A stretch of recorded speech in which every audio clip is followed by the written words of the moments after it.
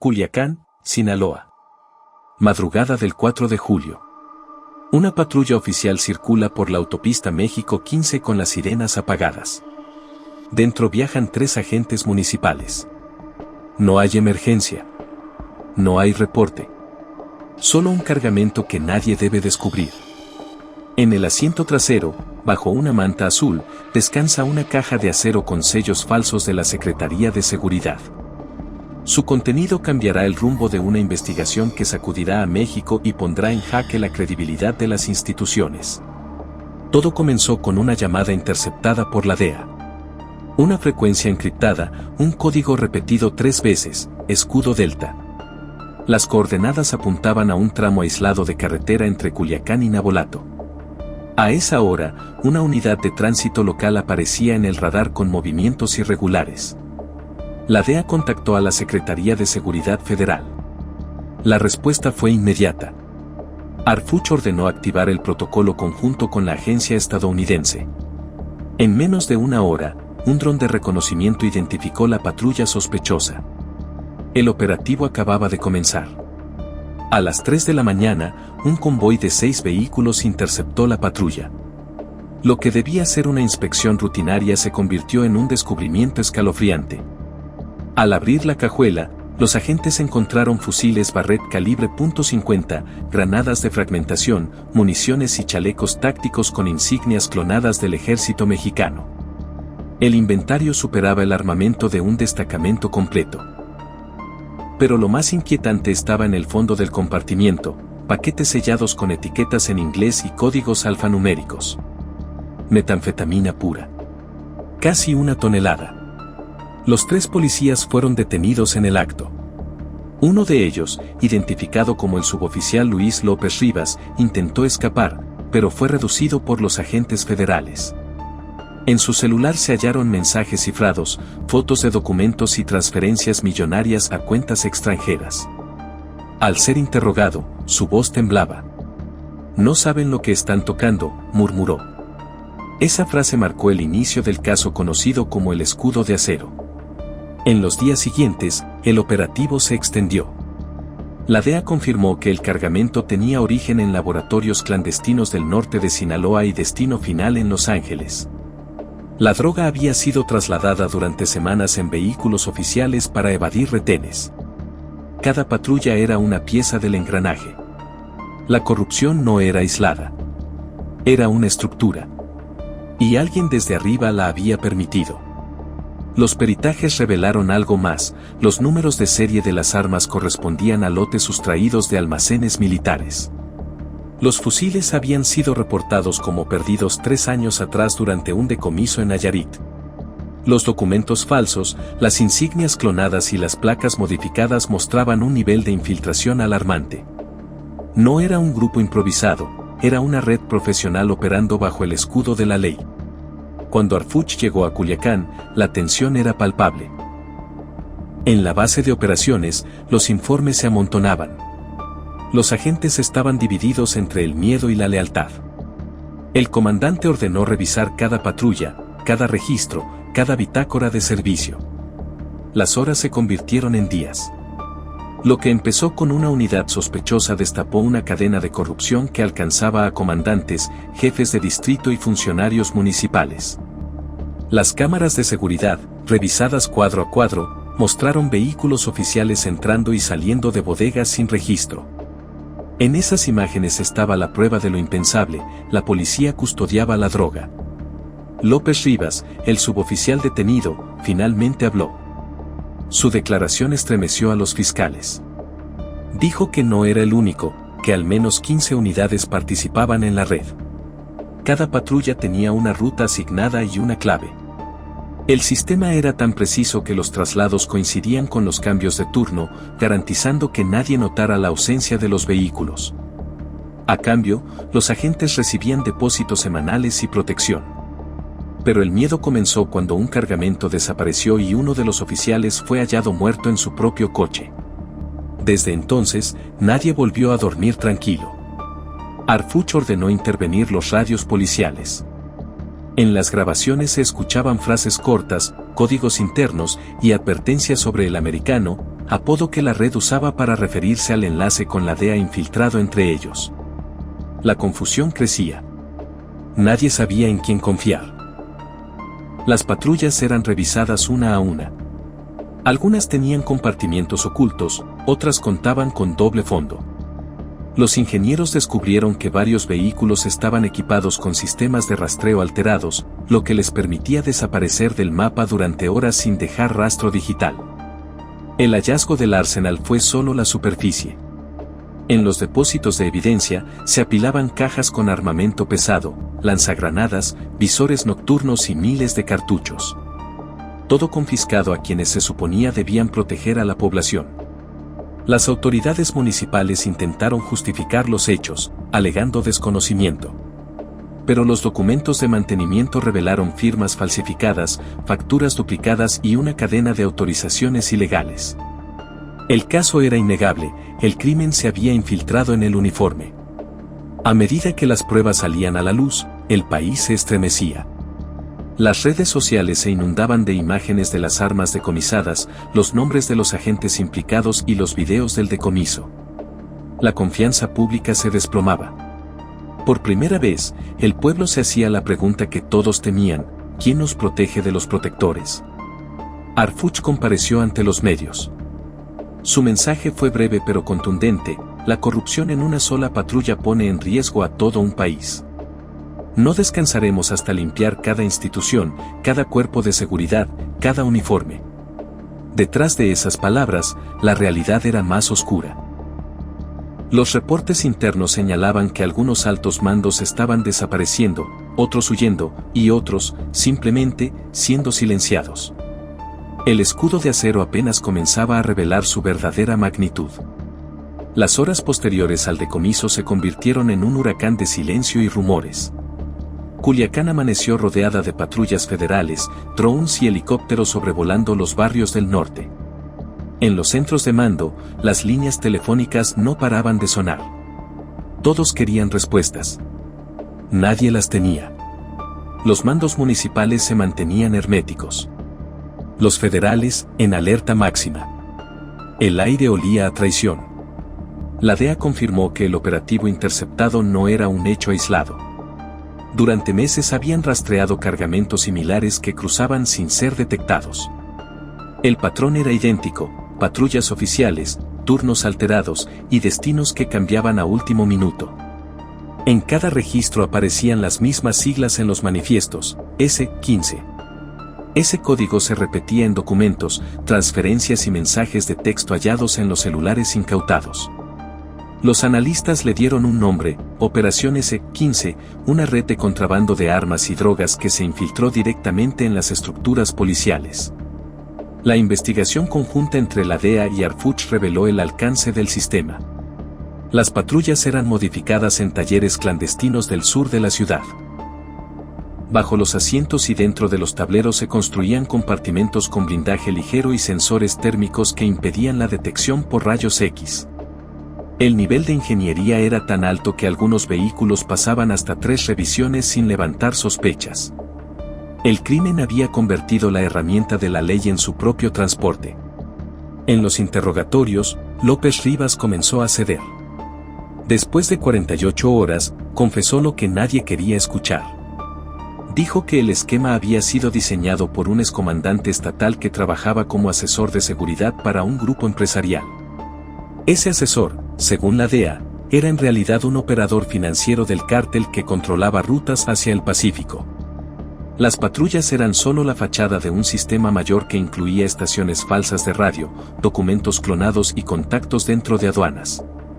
La estructura era perfecta. Hasta que alguien decidió vender información.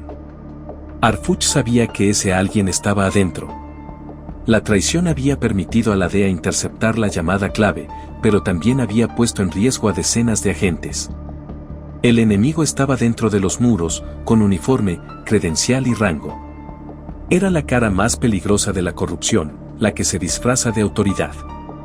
Por eso, el comandante ordenó una auditoría inmediata de todos los cuerpos policiales de Sinaloa. Revisar expedientes, registros bancarios y movimientos de personal.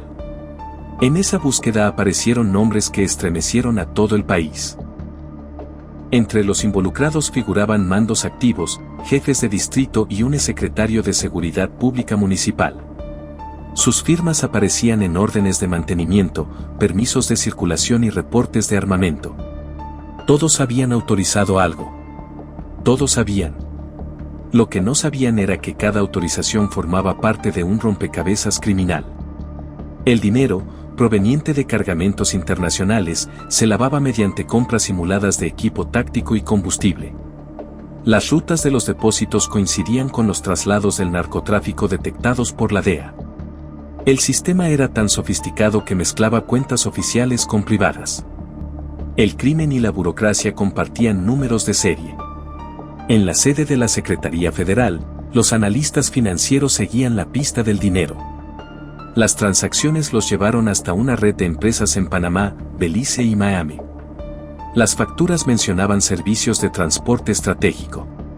Pero el contenido real eran transferencias por millones de dólares a nombre de sociedades fantasmas. En cada firma aparecía el mismo símbolo, un escudo con las letras entrelazadas EA, iniciales de escudo de acero. No era solo el nombre del operativo. Era el sello de la organización. La prensa comenzó a filtrar fragmentos de la investigación. Los noticieros hablaban de una alianza inédita entre la DEA y México. Los titulares se multiplicaban. Pero detrás de las cámaras, la tensión era insoportable. Algunos agentes federales recibían amenazas, otros desaparecían sin dejar rastro. En los pasillos, todos sabían que esta vez el crimen no dispararía balas, usaría el miedo. Harfuch se reunió con los representantes de la DEA en la base aérea de Culiacán. La decisión fue unánime: lanzar la Operación Centinela, un rastreo satelital de todas las patrullas del estado. Cada vehículo sería monitoreado en tiempo real. Las cámaras internas se activarían automáticamente al detectar cualquier cambio de ruta. Por primera vez, la tecnología se ponía al servicio de la integridad. Pero la resistencia interna fue inmediata. Algunos comandantes alegaron violación de derechos. Otros renunciaron sin explicación. La red se movía. Intentaba cubrir sus huellas. La madrugada siguiente, un convoy de unidades desapareció del radar durante 14 minutos. Cuando reaparecieron, 2 iban vacías. Los agentes a bordo habían desaparecido. Uno de ellos era testigo protegido del caso. En su radio se escuchó un último mensaje antes del silencio: el escudo cayó. Esa frase fue suficiente para encender las alarmas. Harfuch ordenó bloquear carreteras y reforzar la seguridad de todos los implicados en el operativo. Lo que estaba ocurriendo ya no era solo una investigación. Era una guerra dentro de las fuerzas del orden. Las grabaciones recuperadas del sistema satelital mostraron algo escalofriante. Las patrullas desaparecidas se habían detenido frente a una bodega industrial con el logotipo de una empresa inexistente. Al entrar, los agentes hallaron restos de vehículos desmantelados y cajas vacías con los mismos códigos hallados en la primera incautación. Todo apuntaba a que el lugar era un punto de reabastecimiento y reparación de los vehículos del cartel. Las cámaras interiores habían sido borradas, pero un solo fragmento sobrevivió: un hombre con uniforme oficial entregando un maletín a otro con traje negro. La fecha coincidía con el día del decomiso. López Rivas, al ser confrontado con las imágenes, bajó la mirada. Dijo que el hombre del traje era un contacto de los del norte, un grupo financiero con conexiones en Estados Unidos y Centroamérica. En su confesión mencionó 3 nombres clave, entre ellos un funcionario de aduanas y un exagente federal. Esa declaración selló el destino de la red. La DEA cruzó los datos y confirmó los vínculos con investigaciones internacionales. Las piezas encajaban. El escudo de acero era global. Los agentes federales comenzaron a realizar cateos simultáneos en Culiacán, Mazatlán y Los Mochis. En cada sitio hallaban más evidencia: laptops, teléfonos encriptados, documentos con sellos falsos. Los informes hablaban de al menos 19 detenidos, entre ellos 4 mandos activos. La magnitud del escándalo era imposible de ocultar. Los medios lo bautizaron como la traición desde dentro. La opinión pública exigía respuestas. ¿Cómo llegó el crimen hasta el corazón de las patrullas? ¿Quién autorizó los permisos? ¿Quién firmó las compras? ¿Quién sabía y calló? La pregunta se repetía en cada rincón del país: ¿quién nos protege de los protectores? El gobierno estatal reaccionó con urgencia. Se anunció un programa de integridad policial, pruebas de confianza, evaluaciones psicológicas, cámaras en todas las patrullas y aumento salarial del 15%. El mensaje era claro: limpiar el uniforme antes de que la mancha se vuelva permanente. Pero la limpieza no bastaba. Las heridas seguían abiertas. El juicio de los detenidos sería el verdadero campo de batalla. El alma de la seguridad mexicana comenzaba a ser puesta a prueba. El amanecer del 14 de noviembre de 2025 fue distinto. Frente al Palacio de Justicia de Sinaloa, decenas de cámaras esperaban el inicio del juicio más polémico de los últimos años. 19 acusados, entre ellos mandos operativos, oficiales municipales y un excoordinador de seguridad, enfrentarían cargos por narcotráfico, tráfico de armas, corrupción y traición al Estado. En la primera fila, Harfuch observaba en silencio. No era solo un juicio, era una batalla por el alma de la policía mexicana. Las audiencias comenzaron bajo un operativo de seguridad sin precedentes. Los accesos fueron cerrados, los testigos trasladados en vehículos blindados y las comunicaciones bloqueadas por completo. Nadie podía entrar o salir sin autorización directa. La DEA había enviado observadores. Interpol también. México se encontraba bajo la mirada del mundo. El primero en declarar fue López Rivas, el policía que confesó todo. Su testimonio duró más de 7 horas. Relató cómo los cargamentos eran trasladados dentro de patrullas oficiales, cómo los mandos falsificaban órdenes de servicio y cómo el dinero llegaba en sobresellados a los despachos de los comandantes. Dijo que todo comenzó con una promesa: solo un viaje, solo una entrega, y después todo volverá a la normalidad. Pero nunca volvió. Cada entrega traía otra, cada silencio valía más. Hasta que el crimen se convirtió en rutina. El tribunal escuchaba en absoluto silencio. Cada palabra era una bala dirigida al sistema. Cuando el fiscal mostró los videos recuperados, la sala se estremeció. Las imágenes mostraban a oficiales uniformados descargando cajas con fusiles, chalecos y paquetes etiquetados con sellos de aduana falsos. En una de las grabaciones se veía a un jefe de distrito recibiendo una maleta con dólares. Su rostro, su voz, su firma. Era la prueba definitiva. La corrupción ya no era una sospecha, era un hecho. Los abogados defensores intentaron desestimar las pruebas alegando coerción. Dijeron que sus clientes habían sido presionados por superiores que actuaban bajo amenaza. Pero el fiscal fue contundente: la obediencia no es excusa para traicionar la ley. La audiencia se tornó tensa. Algunos acusados rompieron en llanto. Otros miraban al piso. Sabían que el veredicto estaba cerca. Mientras tanto, afuera, la sociedad civil se organizaba. Colectivos de víctimas, familiares de policías honestos y ciudadanos comunes se congregaban bajo un mismo lema: sin verdad, no hay justicia. Las pancartas ondeaban bajo el sol. Por primera vez en años, el pueblo y la autoridad parecían compartir una misma causa: la de limpiar el nombre de México. El segundo día del juicio trajo una revelación inesperada. Uno de los acusados, el excomandante Ramos, solicitó declarar voluntariamente. Ante el tribunal, admitió haber recibido órdenes directas de un empresario de Culiacán, dueño de una compañía de seguridad privada. Ese empresario, según Ramos, financiaba campañas políticas locales y tenía contratos con varios municipios. En otras palabras, el dinero del crimen financiaba la política. Las conexiones se extendían más allá de lo imaginable. La confesión fue un golpe demoledor.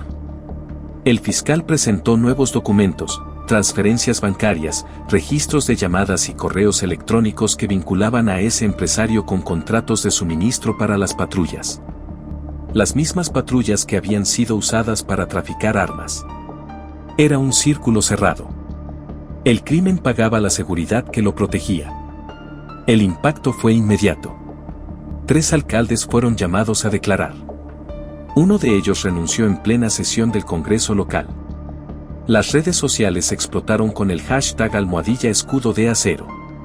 La indignación se convirtió en movimiento nacional. Por primera vez, la corrupción dentro de las fuerzas del orden era expuesta sin filtros. Harfuch, desde su despacho, preparaba la siguiente fase, una auditoría federal en todos los estados con historial de irregularidades. Se instalarían cámaras en tiempo real en patrullas, módulos de control ciudadano y un sistema de rastreo satelital de vehículos oficiales. La meta era simple pero monumental, que ninguna patrulla vuelva a ser usada contra el pueblo. En los tribunales, los jueces emitieron su fallo. 12 de los acusados fueron condenados a 30 años de prisión.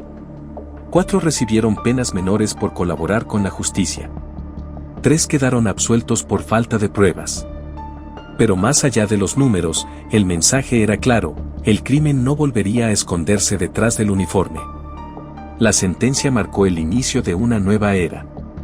La DEA, en su comunicado oficial, calificó el caso como un punto de inflexión histórico en la cooperación internacional.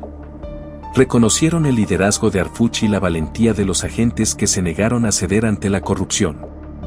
En Washington, las imágenes del juicio fueron transmitidas como símbolo de esperanza.